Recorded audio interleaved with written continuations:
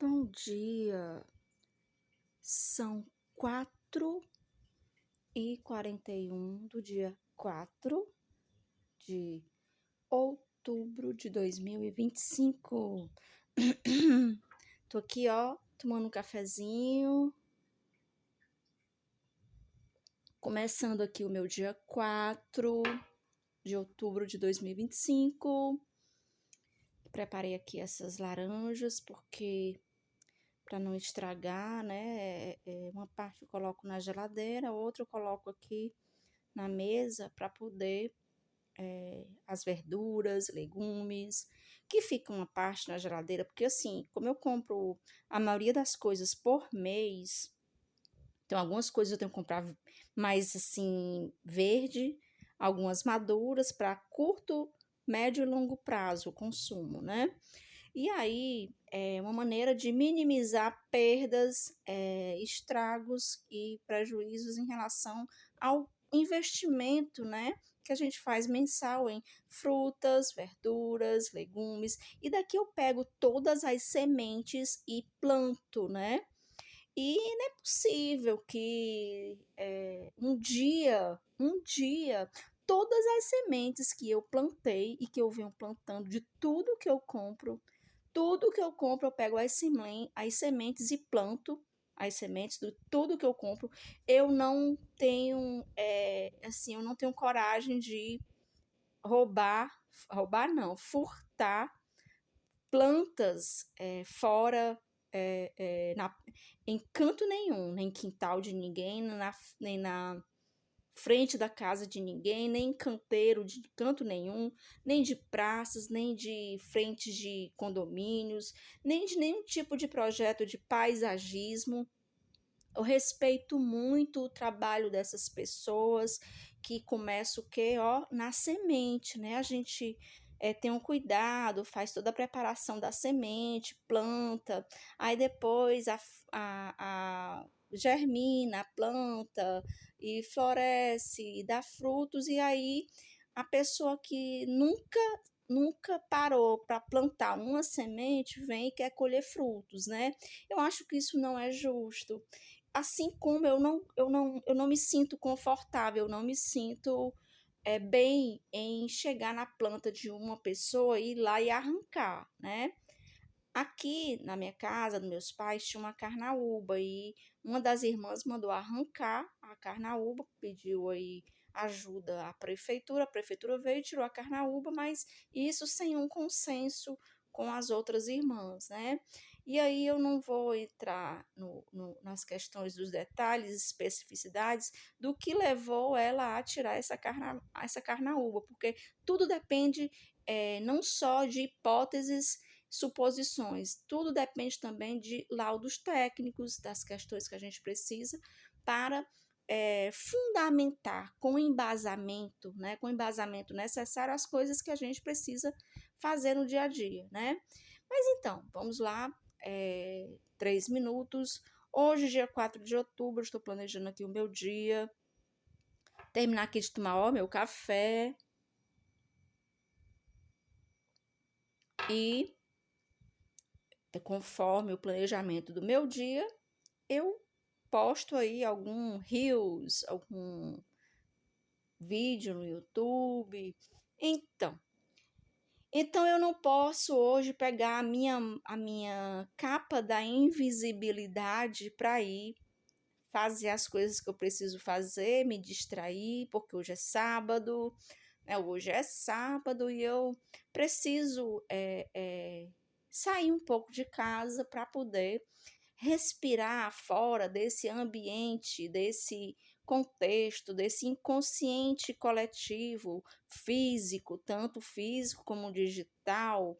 Então, hoje eu estou programando para fazer alguma coisa fora, dar uma espairecida, fazer uma caminhada, e conforme cada lugar que eu for, aí eu vejo a possibilidade de produzir algum conteúdo, vídeo, respeitando a privacidade do direito de imagem de todos, e espero que a recíproca seja verdadeira, né, conforme a Lei Geral de Proteção de Dados, vigente lá desde 2020, a LGPD, né, e eu acredito, né, que em meio ao stalking criminoso que eu venho sendo acometida, né, essa perseguição doentia, essa, essa saga psicopatológica, obsessiva, compulsiva, existe uma questão, porque se eu fosse uma pessoa que eu tivesse tendências à depressão, a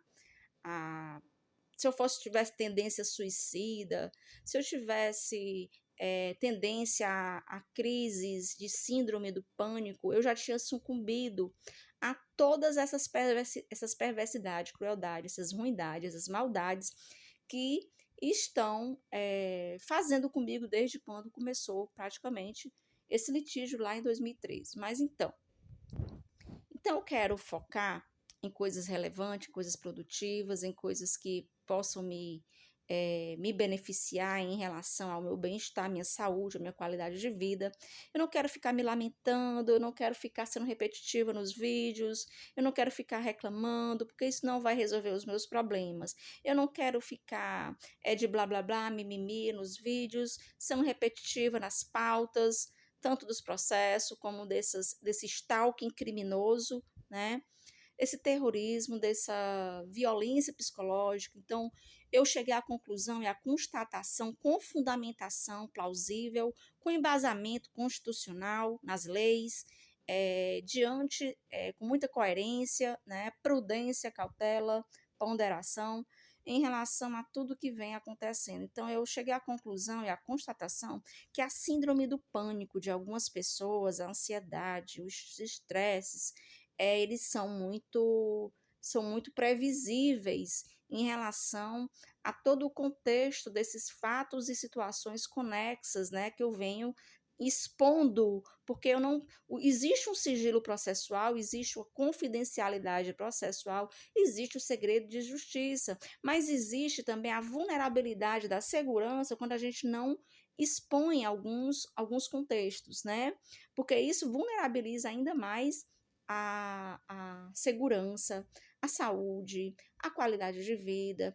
Então, hoje eu quero dizer para vocês que eu não tenho síndrome do pânico, eu não tenho tendência suicida, eu não tenho tendência à depressão, e, e eu estou lidando tudo isso um dia de cada vez, sobrevivendo um dia de cada vez, e hoje eu posso dizer com muita coerência, bom senso e prudência que por trás da síndrome do pânico, crises de ansiedade, crises de depressão, crises, diversos tipos de situações conexas, elas não são coincidências, elas são o resultado de todo um esquema criminoso que a gente não pode deixar impune, né? A gente não pode deixar impune, porque isso é uma bola de neve, né?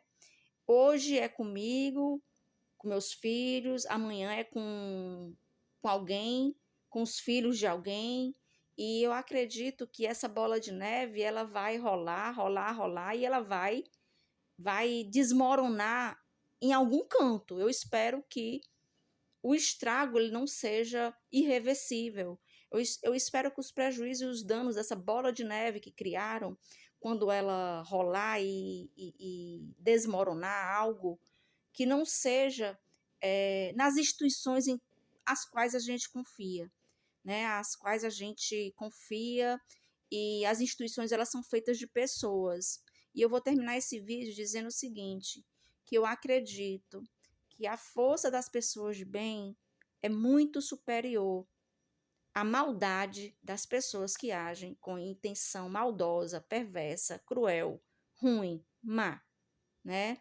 Então eu não posso deixar de alimentar o meu otimismo dessa forma, porque o pessimismo ele não vai resolver problema nenhum. O otimismo, ele pelo menos, ele dá uma condição para a gente respirar um dia de cada vez, né? Então eu prefiro ser otimista do que ser pessimista em meio as pessoas maldosas que agem com má intenção, com perversidade, com maldade, pessoas más, né? Então eu não posso me permitir deixar de acreditar que a força das pessoas de bem é muito superior a essas pessoas que agem com maldade na intenção, com perversidade, enfim. Mas eu não quero ser repetitiva, como eu já falei, não quero falar de processo, porque os processos eles correm em sigilo processual, segredo de justiça, confidencialidade, conforme a tarja lilás do ESAGE, né, que é o Sistema Eletrônico do Tribunal de Justiça do Estado do Ceará, e muitos processos migraram para o PJE. E daí vem uma questão uma pauta polêmica, né? Porque nessa migração dos processos, algumas demandas repetitivas da advocacia predatória, da advocacia da litigância de má-fé, está no colar-colou com demandas repetitivas sendo aí distribuído em outras varas, né? E a inteligência artificial hoje pode contribuir no sentido de recuperar recuperar essas demandas repetitivas. Algumas demandas dessas repetitivas não eram nem para existir, não eram nem para terem sido deferidas. Mas isso é um problema de cada comarca, de cada vara, de cada secretaria, né?